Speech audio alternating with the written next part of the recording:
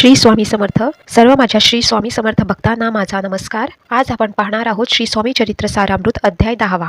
आपल्या पूर्व पुण्याईमुळेच आपल्याला हा मनुष्य जन्म लाभला आणि आपल्या हातून हे श्री स्वामी चरित्र सारामृतचे लेखन होत आहेत. याबद्दल कृतज्ञता व्यक्त करून ग्रंथकार पुढे कथा लिहिण्यास प्रारंभ करतात. हावेरी नामक गावी बाळप्पा नावाचे सराफीचा व्यवसाय करणारे यजुर्वेद ब्राह्मण राहत होते. सुख समृद्धी आणि धनधान्याला घरात काही कमी नव्हती. सर्व प्रकारचे सुख त्यांना मिळत होते. वयाच्या तिशेला त्यांचे मन प्रपंचित लागेनासे झाले आणि त्यांना परमार्थाची ओढ लागली. प्रपंच हा क्षणभंगुर आहे. त्यातील सुखाच्या मागे धावणाऱ्यापेक्षा शाश्वत आणि मुक्तदायक परमार्थाकडे वळण्याचा बाळप्पांनी निश्चय केला. फिरत बाळप्पा मुरगोड गावी येऊन पोहोचले. मुरगोड येथे पूर्व चिंदबर दीक्षित नावाचे सुप्रसिद्ध महापुरुष होऊन गेले.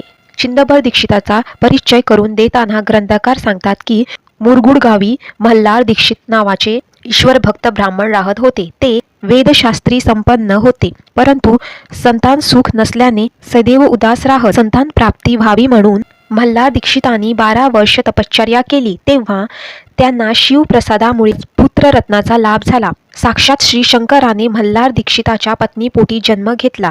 पुढे हे बालक सर्व प्रकारच्या विद्याभ्यासात निपुण झाले.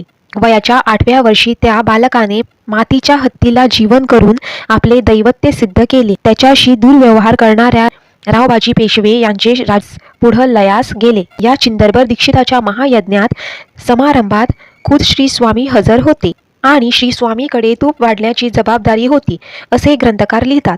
जेवणावळीत जेव्हा तूप संपले तेव्हा श्री स्वामीने रिक्त कलशांना स्पर्श करून चमत्कारीने सर्वांना तूप पुरवले, असे ग्रंथकाराने कथन केले आहे. अशा या चिंदबर दीक्षिताच्या भूमीत बाळप्पा दाखल झाले आणि इथं श्री स्वामी चरित्र सारामृतच्या 10व्या अध्यायाची समाप्ती होते. श्री स्वामी समर्थ. जय जय स्वामी.